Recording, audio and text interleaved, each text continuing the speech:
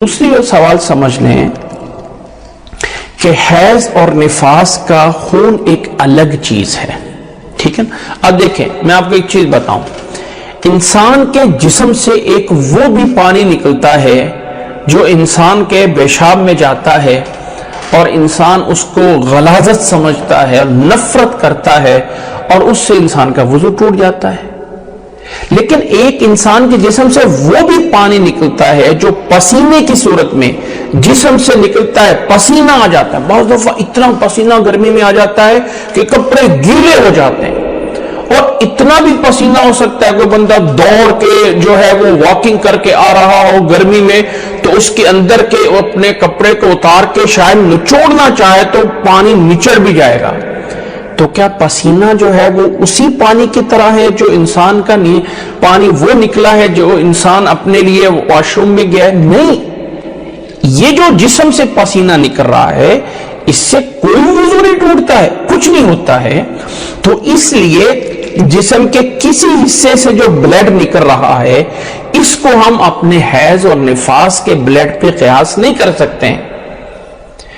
اس کو یہ کہنا کہ جو انسان کا حیض اور نفاس میں جو بلڈ نکل جاتا ہے تو وضو تو ٹوٹ جاتا ہے، تو وہ تو ظاہر اس حالت میں نماز بھی نہیں ہوتی ہے، تو لہٰذا جسم کے کسی بھی حصے سے خون نکلے گا تو انسان کا وضو ٹوٹ جائے گا۔ یہ کہاں سے آ گیا ہے؟ اللہ کے نبی صلی اللہ علیہ وسلم کی وہ حدیث بخاری میں موجود ہے کہ اللہ کے نبی صلی اللہ علیہ وسلم نے دو صحابہ کو ایک پہرے پہ بٹھایا تھا کہ رات کو تم نے پہرا دینا ہے، اور دونوں صحابی نے رات کو دو حصوں میں تقسیم کر لیا، اور دو حصوں میں تقسیم،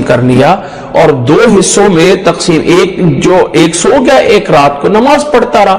جو نماز پڑھ رہا، جو پہرا دے رہا تھا، اس نے سوچا میں نماز پڑھنا شروع کر دوں، نماز پڑھنا شروع کی تو دشمن کی طرف سے تیر آنا شروع ہو گئے، اس کو تیر لگتے رہے، خون نکلتا رہا اور وہ نماز پڑھتا رہا، خون نکلتا رہا اور نماز پڑھتا رہا۔ کافی دیر بعد اپنے دوست کو، اپنے ساتھی کو جگایا، وہ ساتھی پریشان ہو گیا کہ مجھے پہلے کیوں نہیں جگایا؟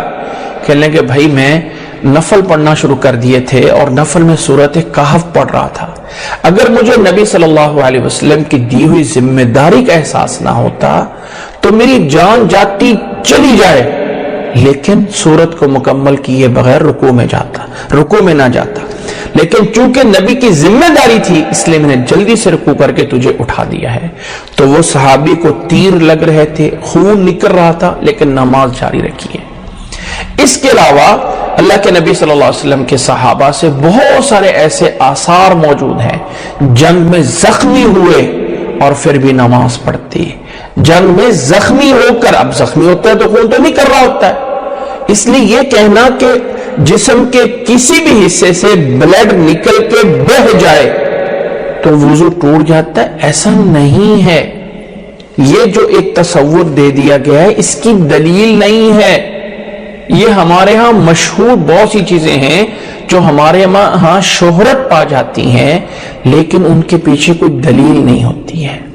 اللہ کے لیے اپنے آپ کو دلیل کا، قرآن و حدیث کا پجاری کریں۔ قرآن و حدیث کے سامنے جب بات آ جائے تو چوں اور چراں ختم۔ اس لیے عام خون کو ہم اس کو بلڈ پہ نہیں قیاس کر سکتے کہ جو ہمارا وہ بلڈ حیض و نفاس کا ہے اس کی وجہ سے جو ہے وہ وضو ٹوٹ جاتا ہے، نماز نہیں ہوتی، لہذا جسم کے کسی حصے سے خون نکل آئے گا تو نماز نہیں ہوگی، وضو ٹوٹ جائے گا، ایسا نہیں ہے۔ جسم سے پسینہ نکلتا ہے، ٹھیک ہے، پانی نکلتا ہے، وہ پسینہ بھی پانی ہوتا ہے، وہ بھی نمکین ہوتا ہے، اس سے وضو نہیں ٹوٹتا ہے۔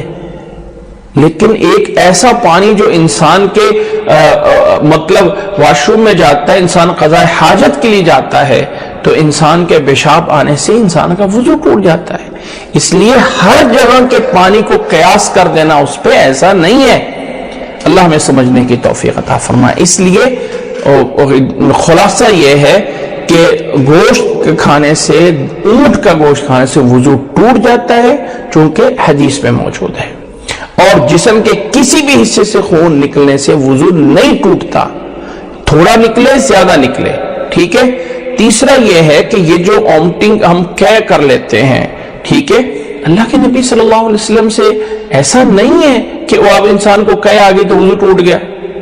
بھائی اس کی دلیل چاہیے. اللہ کے نبی صلی اللہ علیہ وسلم سے ایسا نہیں ہے. اللہ میں سمجھنے کی توفیق عطا فرمائے.